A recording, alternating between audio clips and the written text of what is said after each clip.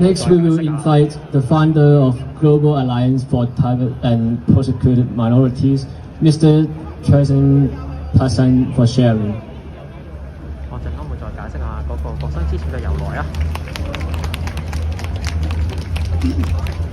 咁而家會係一個藏人嘅發言嘅代表啊。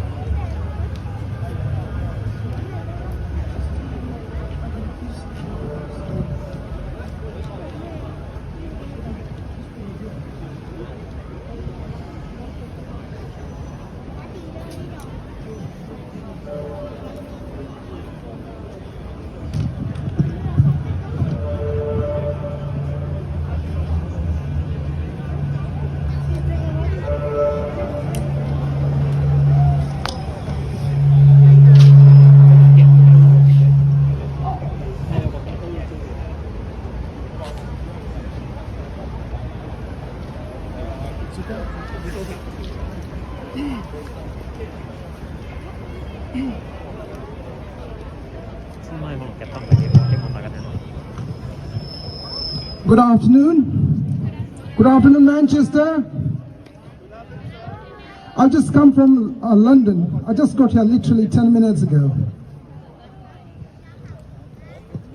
I'll begin by saying the Global Alliance for Tibet and Persecuted Minorities joins in forces with the Hong Kong spirits, the people of Hong Kong, and call on the Hong Kong government to release all the political prisoners and to respect Hong Kong's promised freedom and democracy, to urge the Chinese Communist government to stop oppressing Hong Kongers' human rights, to stop spreading fears, to stop suppressing dissidents, and to stop interfering with the freedom of press in Hong Kong. And thirdly, to nominate British citizen Jimmy Lai for the Nobel Peace Prize in order to honor Jimmy Lai's good long achievement to advocate the value of democracy, freedom, and especially the freedom of press. Good afternoon, friends. My name is Tsering Passang. I'm a Tibetan by heritage. I was born and raised in refugee camp in Nepal.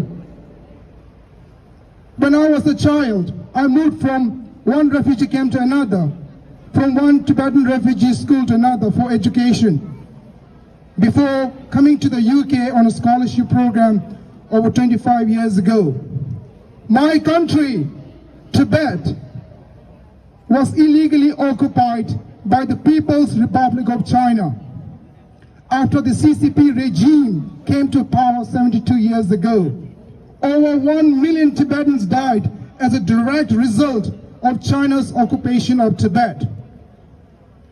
I've been living in the UK for over half of my life now, since 1996. And I continue to campaign for the rights of my people, as well as support and work with our friends from East Turkestan, Hong Kong, and other persecuted minorities.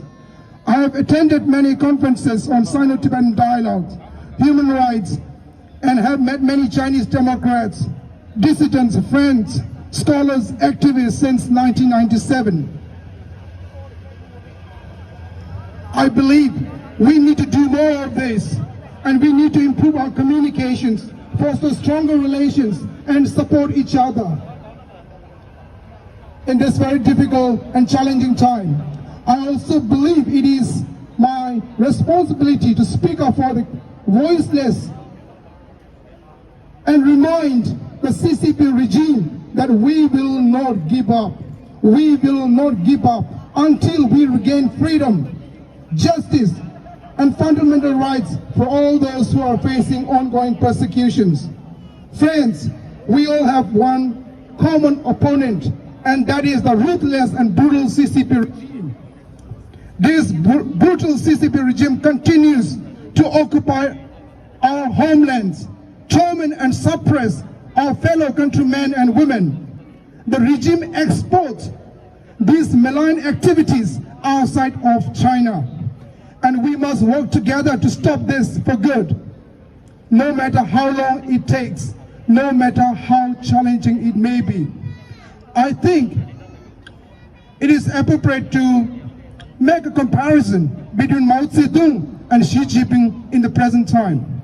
Just yesterday we celebrated the Human Rights Day. Mao Zedong, regarded as the most prominent figure of the Chinese Communist Party in modern history, enjoyed absolute power.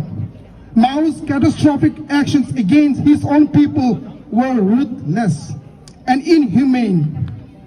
He did not hesitate to deploy any means within his power to defeat his opponents.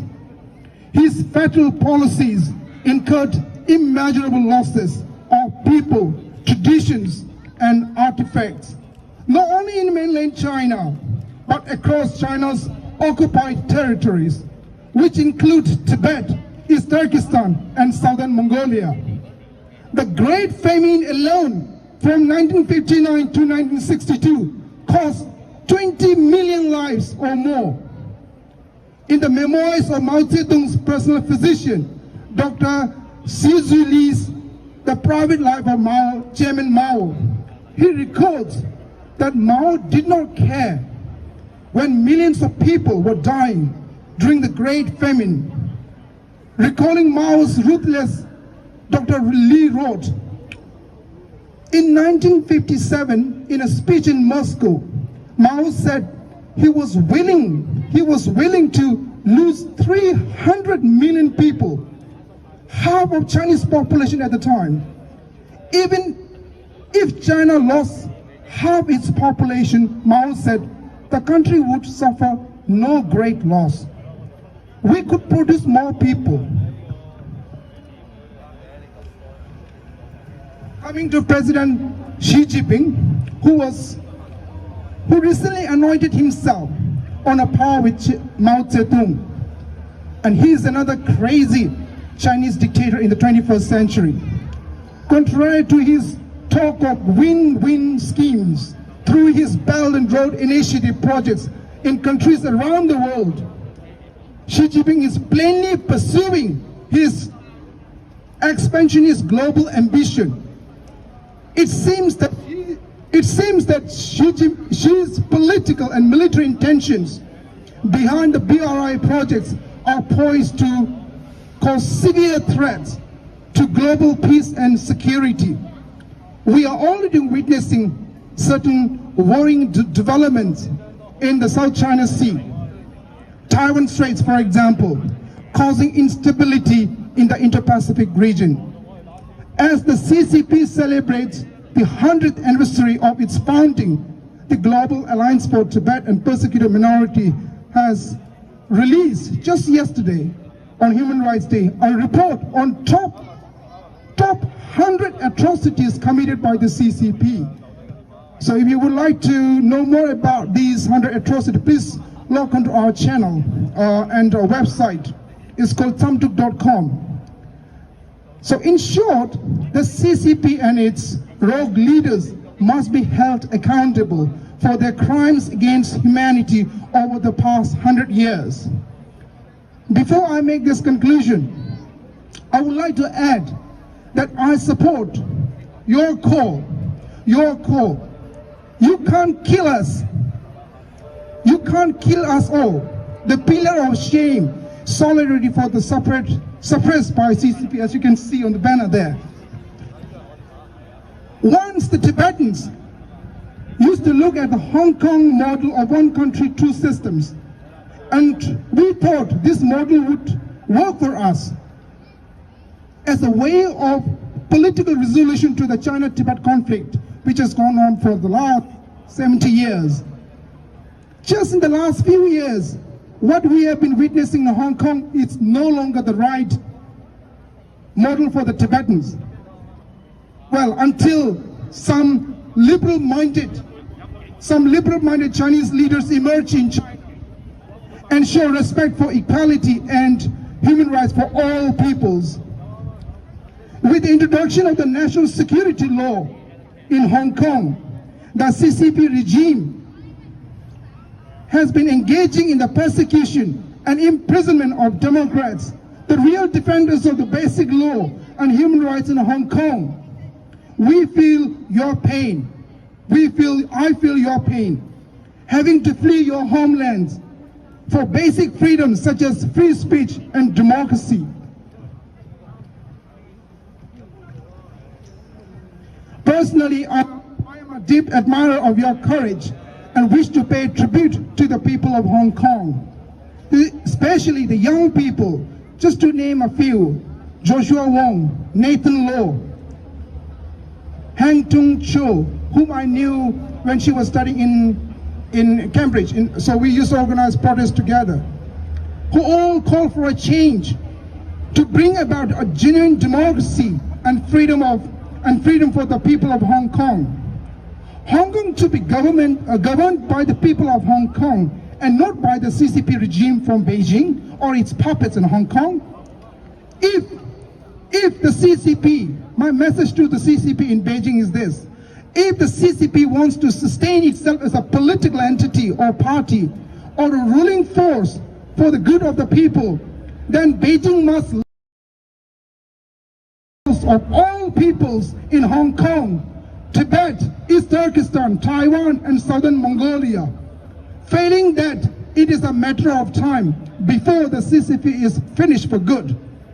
So to conclude, friends, we must not give up.